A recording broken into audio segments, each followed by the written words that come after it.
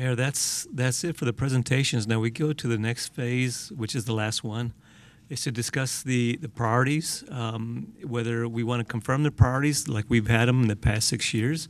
Again, that being public safety, infrastructure, and economic development, or if council wants to entertain adding to the strategic priorities, any other items that you feel should be considered at this point.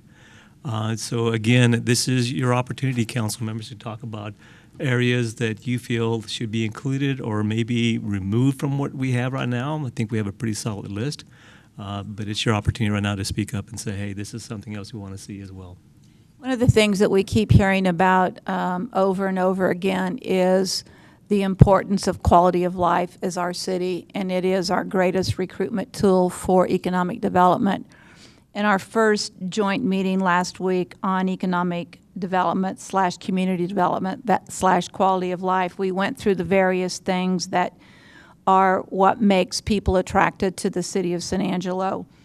And it's interesting what everyone said, but they all kind of tied together in terms of community development, if you will, in terms of those assets. And a lot of those assets were cultural. They were historic downtown. They were community development opportunities or community development focused. The river was brought up several times. Certainly the facilities that we have and need improved, and those are certainly the River Stage, the Coliseum. Lake Nasworthy is a wonderful quality of life opportunity. The airport development as an economic development. Medical, as Harry said, thank God we have the medical facilities that we've had for treatment and the growth in that area. So when we take a look at this, and Michael presented many of those items to us today in terms of, as well as Shane Kelton, Lake Nasworthy with the Lake Nasworthy sewer project and renewal, our ability to increase that will add a lot of opportunity for community development down the road. The airport as a major asset has needed investment and needed a focus and a vision for what it could be and can be for our city. And I think it's great to hear what's going on out there.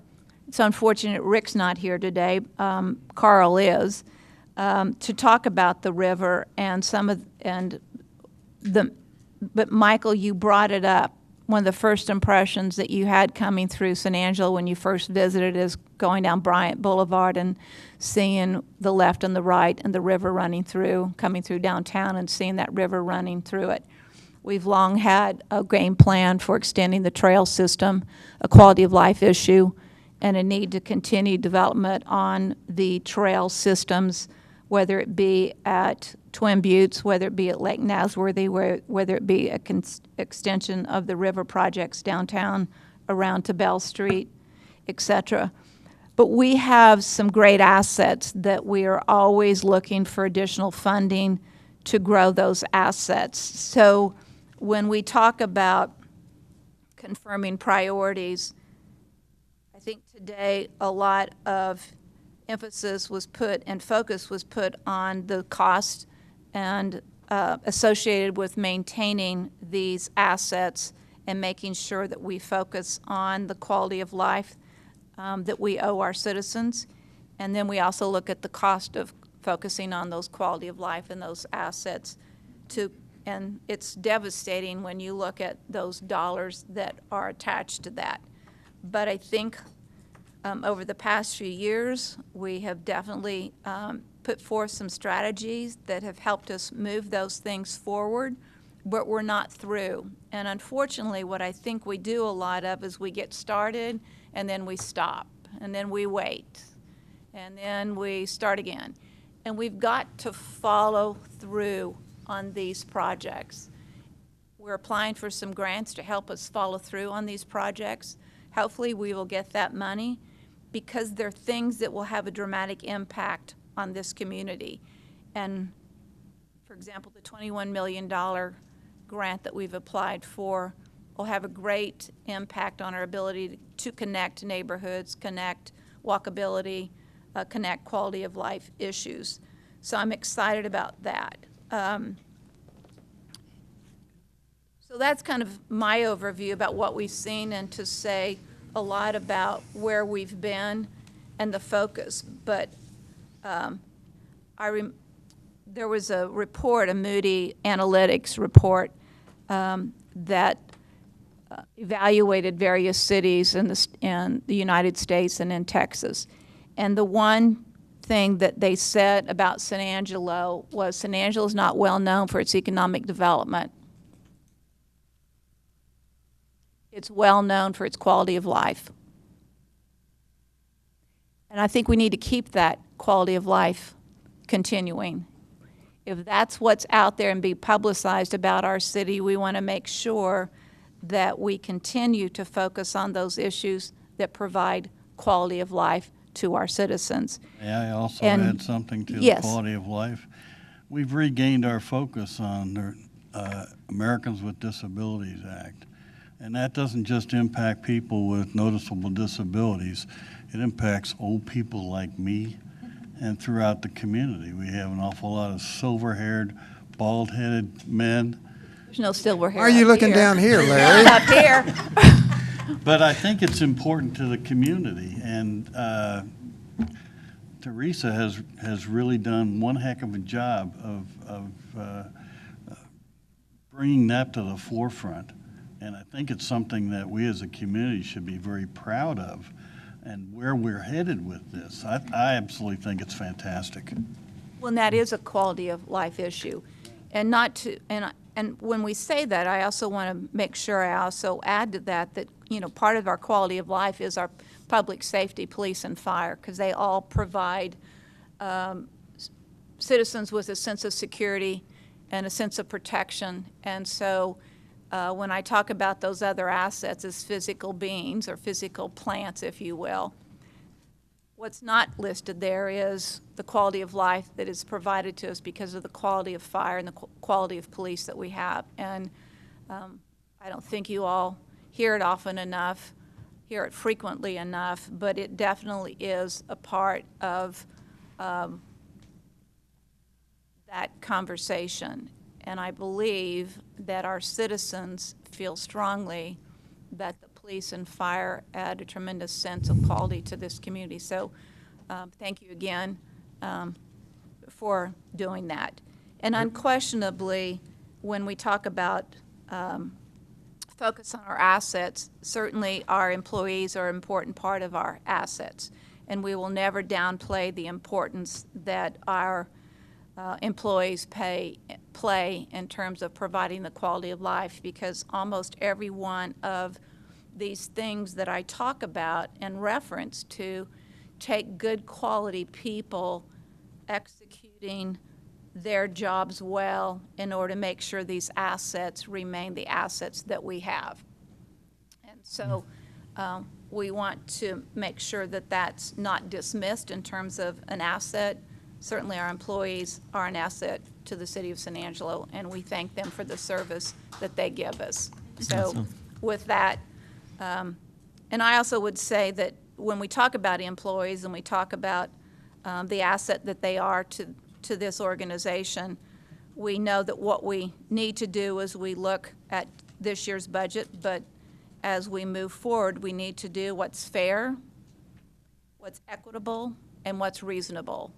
And that means living within our budgets and living with a game plan to ensure that our people as a part of our assets are part of the conversation. And that's kind of my thoughts. Mayor, I'd like to add to that as well. Employees are an asset. A lot of times employees are seen as an expense, and that could be further from the truth.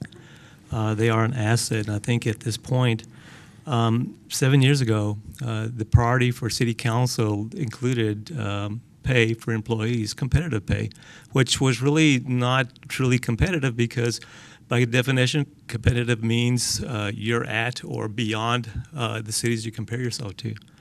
I really do feel that we need to come up with a plan I know, and you mentioned, Mayor, I mean, we know what the revenues are going to be, what's going to be forecasted. We have to live within what that's going to be.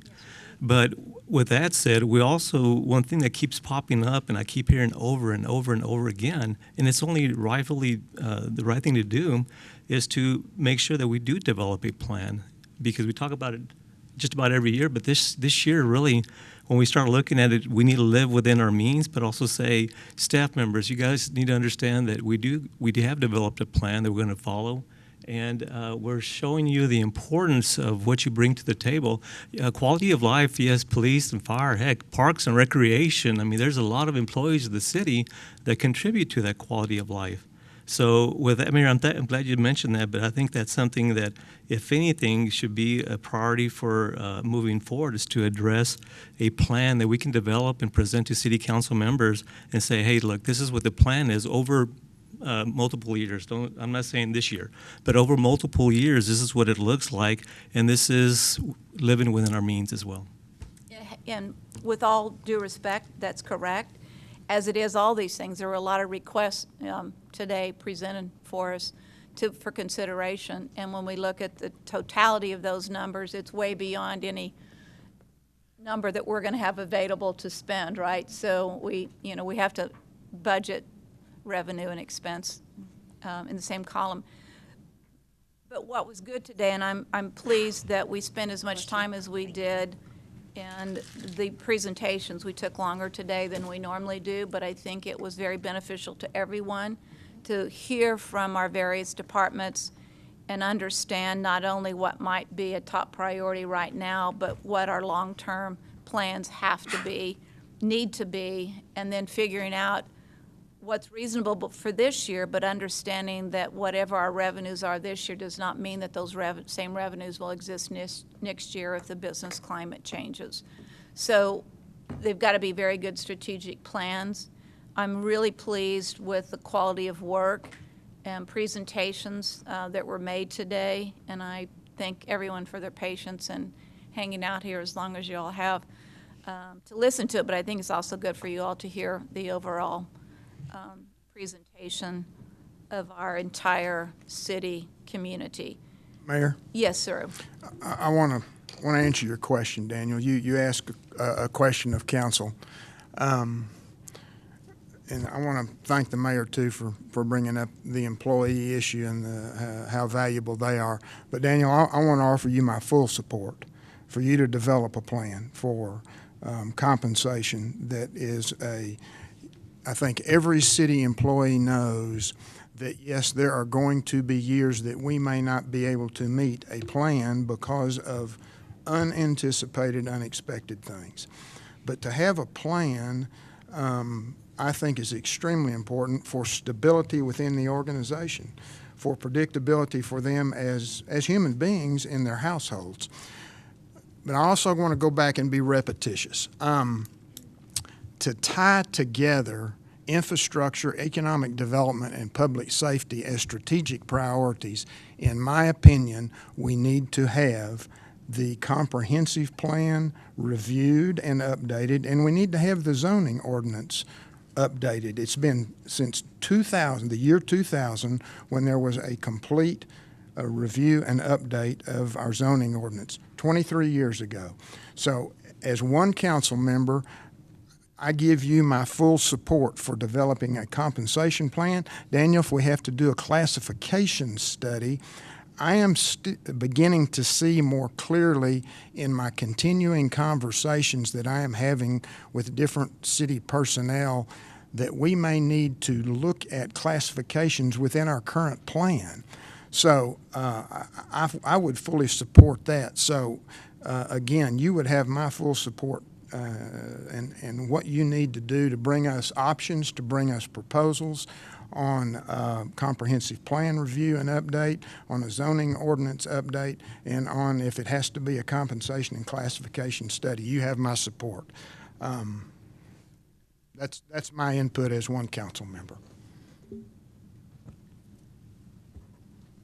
Okay, Karen, do you have a comment?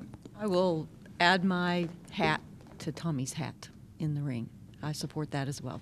Thank you. Mayor, that's what we have. Okay, thank you again, everybody, for being here, the work and effort that's been put into today's presentation. As we move forward, well, we'll have some answers.